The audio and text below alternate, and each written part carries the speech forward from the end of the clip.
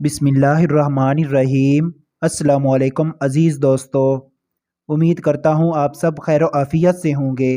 अल्लाह पाक आप सब की जायज़ ख्वाहिशात पूरी फरमाए, आमीन। एक दफ़ा का जिक्र है, एक वीरान रास्ते पर एक ऊँट खड़ा था और उसके गले में रस्सी तो थी मगर कहीं बंधी हुई नहीं थी।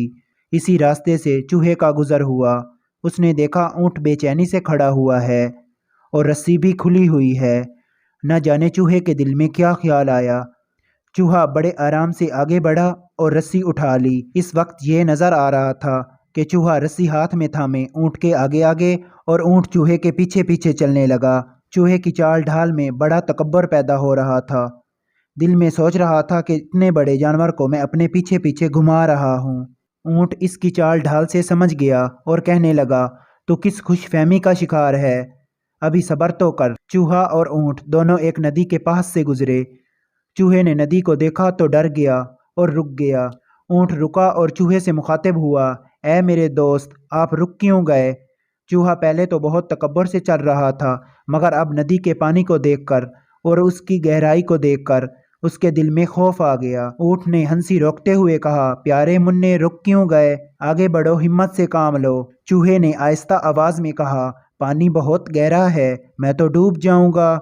ऊँट ने कहा, अच्छा मैं देखता हूँ पानी कितना गहरा है। ऊँट पानी में उतर गया और चूहे को बताया कि पानी इतना गहरा भी नहीं, हम आराम से नदी पार कर सकते हैं। आप आगे आगे आएं, मैं आपके पीछे पीछे चलकर नदी पार कर सकूं। यह सुनकर चूहे की तो जान निकल गई। चूहा बोला, पानी आपके घुटनों तक है, मगर मैं तो डूब जाऊंगा।